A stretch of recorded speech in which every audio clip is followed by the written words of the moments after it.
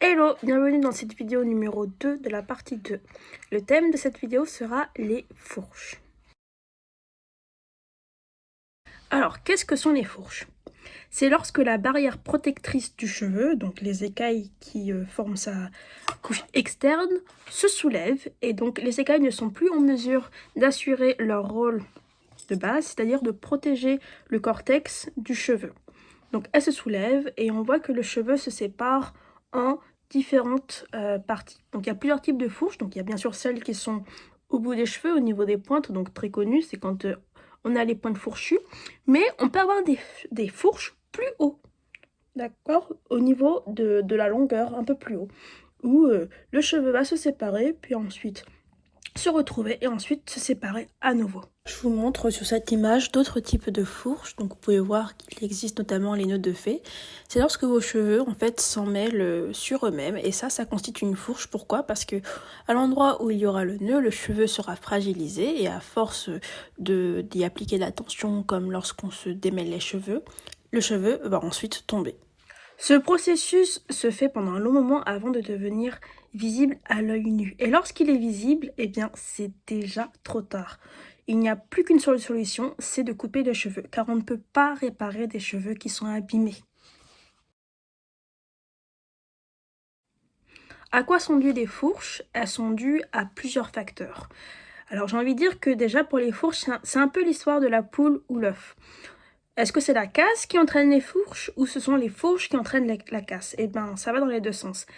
Si on a les cheveux fourchus, ces fourches vont tomber plus facilement lors du démêlage et autres moments où on va appliquer de la tension au niveau des longueurs. Et quand elles vont se couper, eh ben, ça va être une mauvaise coupure. Et donc déjà, le cheveu aura tendance à se fourcher, d'autant plus au niveau des pointes. Et donc, on aura de plus en plus de casse.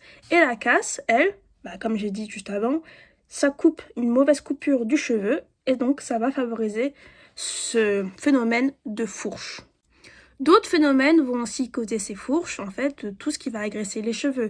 Les agressions chimiques telles que les colorations, les mauvais shampoings, la pollution, mais aussi tout ce qui est frottement, donc quand vos cheveux se frottent trop à vos pulls et vos écharpes, par exemple en hiver, ou alors contre n'importe quelle matière synthétique, comme par exemple la tête d'oreiller, donc c'est pour ça qu'il est intéressant de porter un bonnet en satin afin de prévenir les fourches. Il y a aussi d'autres facteurs tels que le climat, donc si on est dans un climat froid et sec comme l'hiver, ça va favoriser l'apparition de fourches, mais aussi un climat très chaud et très sec, donc avec le soleil qui tape directement sur les cheveux, va aussi favoriser cette apparition de fourches. Donc, comme vous l'avez bien compris, pour éviter d'avoir des fourches, il faut protéger vos cheveux de toutes ces agressions. Il faut faire en sorte déjà de lisser cette couche externe pour empêcher que les écailles des cheveux se soulèvent et donc créent des fourches. Et en particulier, au niveau des pointes, il faut porter une très forte attention aux pointes lorsque vous appliquez vos soins. N'importe quel soin que vous allez appliquer à vos cheveux, tel que le bain d'huile, un masque hydratant, une crème hydratante ou tout simplement l'huile pour sceller ou alors du beurre, il faut toujours commencer par les pointes car c'est la partie de vos cheveux qui est la plus vieille, la plus fragile et qui a besoin de la plus grande attention. Donc quand vous les appliquez, utilisez bien le bout de vos doigts pour être sûr que vos pointes ont eu assez de produit et ne pas hésiter même à en mettre trop sur cette partie-là et très peu au niveau du cuir chevelu pour éviter de saturer et d'étouffer votre cuir chevelu.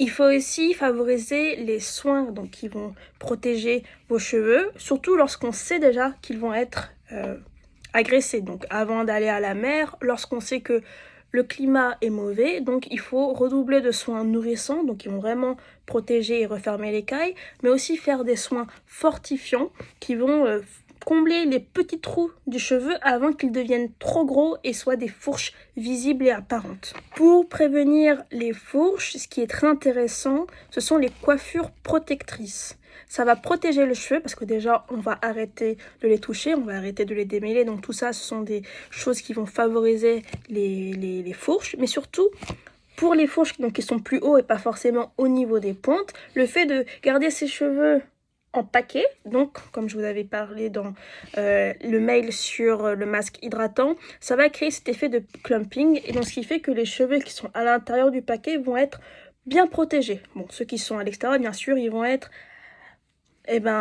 vulnérables à toutes les agressions, alors que ceux qui sont à l'intérieur vont être bien protégés. Donc les coiffures protectrices, c'est un must pour empêcher les fourches. Et surtout, je sais que vous n'allez pas aimer ça, il va falloir couper ses pointes régulièrement pour prévenir les fourches. Donc ça, c'est incontournable.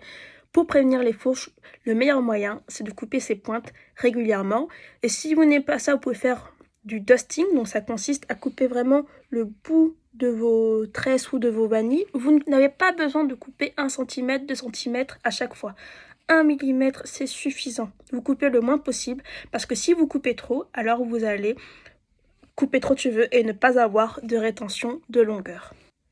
1 mm, c'est suffisant, mais surtout, il ne faut pas couper ses cheveux trop fréquemment. Donc, une fois tous les 3 mois, 6 mois, si vous faites du dusting entre-temps, c'est suffisant. En conclusion, pour éviter les fourches, il faut protéger ses cheveux des agressions extérieures. Donc déjà, allez le moins souvent possible à la piscine et à la mer. Et surtout, si vous y allez, faites des masques nourrissants, mettez beaucoup de beurre pour protéger la fibre capillaire. Les masques nourrissants, c'est très important, en particulier quand le climat est sec, comme en hiver, pour prévenir les fourches. Il faut aussi faire souvent des masques fortifiants qui vont venir combler temporairement, certes, les petits trous dans vos cheveux pour éviter que les écailles se relèvent trop et que vous ayez des fourches apparentes. Quand vos fourches sont trop apparentes, il ne reste plus qu'une solution, c'est de les couper pour prévenir la casse. Parce que si vous gardez vos fourches, vous n'allez jamais avoir de la rétention de longueur. Voilà, c'était tout pour cette semaine. À la semaine prochaine.